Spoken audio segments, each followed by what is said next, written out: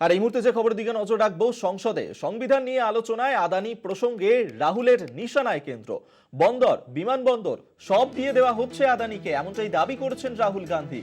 হাথরস নিয়েও কেন্দ্রকে তো অপরাধীরা প্রকাশ্যে ঘুরে বেড়াচ্ছে, এমনটাই বলেছেন রাহুল গান্ধী, এবং এই নিয়েই আজ সংসদ উত্তাল হয়ে ওঠে। আমরা এই নিয়ে কথা বলবো। সরাসরি নিউজ রুম থেকে আমাদের সঙ্গে রয়েছেন পলিটিক্যাল এডিটর আশিস চট্টোপাধ্যায়। আশিস দা, আজ ফের একবার আদানি ইস্যুকে কেন্দ্র করেই কেন্দ্রকে নিশানা করেছেন রাহুল গান্ধী, আর কি বলেছেন তিনি?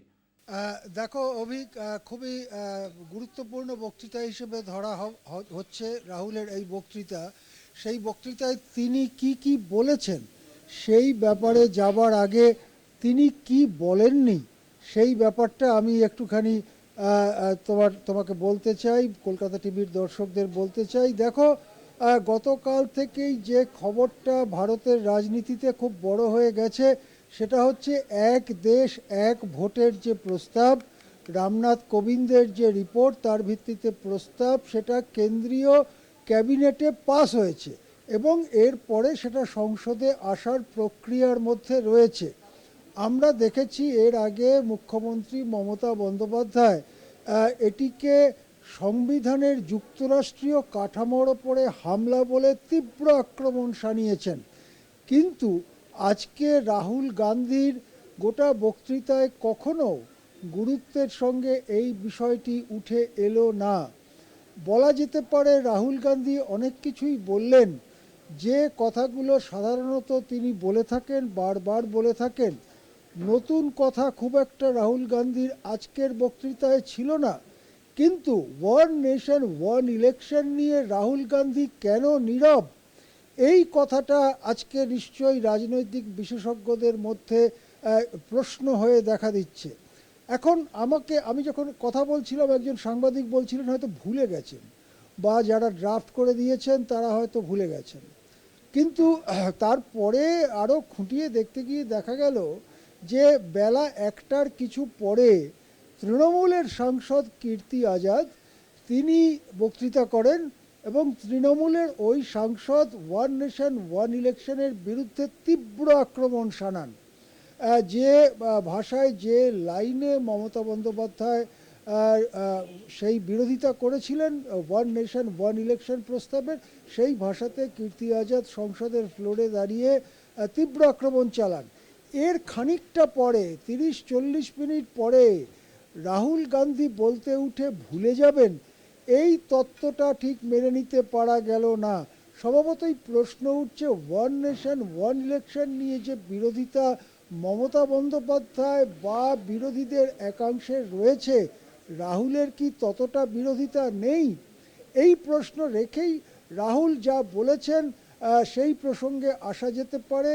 রাহুল সাভারকারকে কোট করেছেন, হিন্দুত্ববাদীদের অন্যতম আদর্শবাদী নেতা, আদর্শবাদ হিন্দুত্ব আদর্শ প্রতিষ্ঠার অন্যতম প্রবাদ পুরুষ বলা হয় ভিডি সাভারকারকে উদ্ধৃত করে তিনি বলেছেন, সাভারকারে তার লেখায় রয়েছে, there is nothing Indian about this constitution, there is nothing Indian about this constitution, এটা সাভারকার বলেছেন। বলে হিন্দুত্ববাদীদের উপর আক্রমণ শানিয়ে রাহুল কি বললেন? রাহুল বললেন বিজেপি চায় মনুস্মৃতির ভিত্তিতে দেশ শাসন করতে। মনুস্মৃতি ভিত্তিতে দেশ শাসন করা সম্ভব না, সেটা আমরা জানি। মনুস্মৃতিতে নারীদের এবং গরুদের একই রকমভাবে পরিবারের সম্পত্তি হিসেবে দেখানো হয়েছে। মনুস্মৃতিতে 4টি যে বর্ণ, অর্থাৎ ব্রাহ্মণ, ক্ষত্রিয়, বৈশ্য, শূদ্র, এই যে 4 বর্ণ তাকে তুলে ধরা হয়েছে। সেখানে ব্রাহ্মণদের সর্বোপরি নেতৃত্ব এবং ক্ষত্রিয়দের রাষ্ট্র পরিচালনা, বাকিরা ব্যবসা বাণিজ্য এবং দাসের কাজ করবে, সেই যে তত্ত্ব তুলে ধরা হয়েছে তা দিয়ে আধুনিক ভারত চলবে না। সেই কথা বলেই রাহুল গান্ধী মনুস্মৃতির প্রসঙ্গ টেনে এনে সাভারকারকে উদ্ধৃত করে বলেছেন, there is nothing Indian in this constitution. তিনি যথারীতি হাথরসের প্রসঙ্গ এবং আদানি প্রসঙ্গ তুলে এনেছেন। হাথরসে যে নির্যাতিতা মহিলা, তার বাড়ি তিনি গিয়েছিলেন কদিন আগে। রাহুল গান্ধী বলেন যে তিনি গিয়ে দেখেন যে যারা অভিযুক্ত তারা প্রকাশ্যে বাইরে ঘুরে বেড়াচ্ছে, নির্যাতিতার পরিবার ভীতির মুখে, থ্রেটনিংয়ের মুখে রয়েছে, ভয়ের মধ্যে রয়েছে। আদানি প্রসঙ্গ তুলে তিনি যথারীতি বলেছেন যে জল, জঙ্গল, জমিন আদানির হাতে তুলে দেওয়া হচ্ছে, বন্দর, বিমানবন্দর তুলে দেওয়া হচ্ছে আদানির হাতে। ধারাবি বস্তির উন্নয়ন নিয়ে আদানিকে যে কন্ট্রাক্ট দেওয়া হয়েছে তা নিয়েও গুরুতর প্রশ্ন তুলে রাহুল গান্ধী বলেছেন এর ফলে ছোট মাঝারি উদ্যোগপতিরা মার খাবে। তিনি বলেছেন জাত গণনার প্রয়োজন নিয়ে, জাত গণনা এবং সংরক্ষণের প্রয়োজন নিয়ে, এবং সংরক্ষণের যে নীতি তা বর্তমান সরকার সাবোটাজ করছে। বর্তমান সরকার সংরক্ষণের নীতিকে অন্তর্ঘাত করছে, ল্যাটারাল এন্ট্রি ইত্যাদির মধ্য দিয়ে এই কথা তিনি বলেছেন। তিনি বলেছেন আমরা মহাভারতে যেমন দেখি গুরু দ্রোণাচার্যর শিক্ষাকে দূর থেকে দেখে অনুসরণ করে একজন নিম্নবর্গীয় বীর একলব্য অর্জুনের থেকেও বেশি দক্ষ পারদর্শী হয়ে গিয়েছিল, এই খবর পেয়ে গুরু দ্রোণাচার্য যেমন গিয়ে একলব্যের বুড়ো আঙুল কেটে গুরুদক্ষিণা নিয়েছিলেন এবং অর্জুনকেই এভাবে পৃথিবীর শ্রেষ্ঠ বীরে পরিণত করেছিলেন, সেই রকমভাবেই বর্তমান ভারতবর্ষ যুবকদের বুড়ো আঙুল কেটে নেওয়া হচ্ছে, তাদের মূল ক্ষমতা কেটে নেওয়া হচ্ছে, কেড়ে নেওয়া হচ্ছে, ধ্বংস করা হচ্ছে। এবং এই প্রসঙ্গে তিনি অগ্নিবীরের কথা বলেছেন, প্রশ্ন ফাঁসের কথা বলেছেন, মিনিমাম সাপোর্ট প্রাইসের কথা বলেছেন, কৃষি পণ্যের ক্ষেত্রে কৃষক আন্দোলনের প্রশ্ন তিনি তুলেছেন। এখন রাহুল গান্ধী জাত গণনার ব্যাপারে যা বললেন সে ব্যাপারে একটা গুরুত্বপূর্ণ কথা হচ্ছে এই যে রাহুল গান্ধী যখন ভারত জোড়ো যাত্রা করেছিলেন তখন পূর্ব পশ্চিম ভারতে সেভাবে আসতে পারেননি। পরে যখন পূর্ব পশ্চিম ভারতে একই ধরনের যাত্রা, একটু হাইব্রিড যাত্রা, গাড়ি টাড়িতে করে গেছেন অনেকটা, সেই যাত্রা যখন করেন তখন তার নাম দেন ভারত জোড়ো ন্যায় যাত্রা। এবং তখন থেকে তিনি জাত গণনার দাবি তুলে আসছেন। বর্তমান সংসদে রাজনাথ সিংহ বিজেপির পক্ষ থেকে ডিবেট ওপেন করতে গিয়ে বলেছেন, ইঙ্গিত দিয়েছেন জাত গণনার ব্যাপারে তাদের তেমন আপত্তি নেই। সুতরাং রাহুলের তোলা একটি দাবি যে শেষ পর্যন্ত লোকসভা ভোটে ফলাফল খারাপ করে বিজেপি মানছে, সেটা কিন্তু এই কনস্টিটিউশন ডিবেটের একটা অন্যতম বড় প্রসঙ্গ।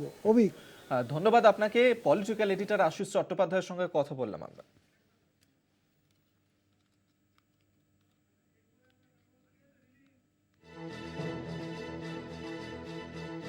কি বলেছেন সংসদে দাঁড়িয়ে রাহুল গান্ধী আপনাদেরকে শোনাব।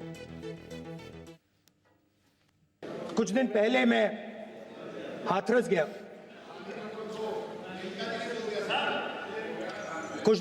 हाथरस गया। हाथरस में 4 साल पहले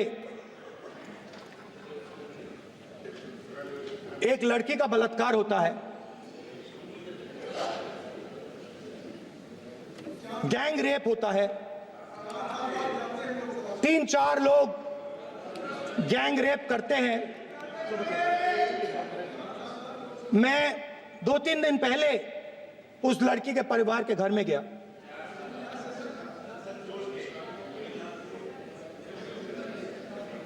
जिन्होंने गैंग रेप किया वो बाहर घूम रहे हैं और लड़की का परिवार अपने घर में बंद है। लड़की का परिवार बाहर नहीं जा सकता है। जो अपराधी हैं वो उनको रोज धमकाते हैं और वो बाहर घूमते हैं।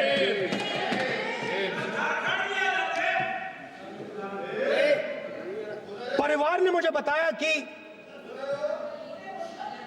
बेटी का जो अंतिम संस्कार था वो भी नहीं करने दिया और चीफ मिनिस्टर ने इसके बारे में खुलकर मीडिया में झूठ बोला है। ये कॉन्स्टिट्यूशन में कहां लिखा है? जब आप अदानी जी को धारावी देते हो तो आप धारावी के जो एंटरप्रेन्योर्स हैं, जो स्मॉल एंड मीडियम बिजनेसेस हैं, उनका आप अंगूठा काटते हो। जब आप हिंदुस्तान के पोर्ट्स, एयरपोर्ट्स, डिफेंस इंडस्ट्री ये सब जब आप अदानी को देते हो,